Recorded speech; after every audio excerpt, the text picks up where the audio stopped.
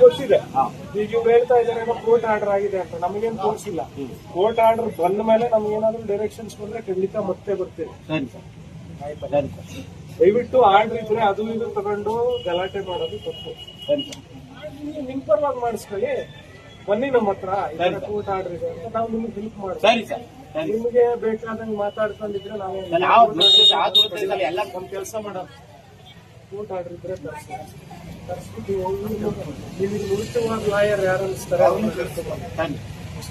ಅವ್ರ ಕಡೆ ಆಮೇಲೆ ಕೋರ್ಟ್ ಆರ್ಡರ್ ಇದ್ರೆ ಕೋರ್ಟ್ ಆರ್ಡರ್ ಪ್ರಕಾರ ನಡಿಬೇಕು. ನಿನ್ನ ಆರ್ಡರ್ ಪ್ರಕಾರ ಭೂ ಅಡಿಕೆ ಚಾಟ ಆಗಲ್ಲ.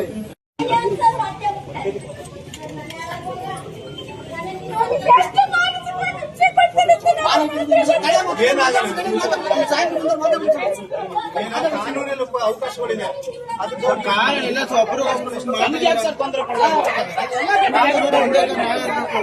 ಕಾನೂನು ಅವಕಾಶ ಇದೆ.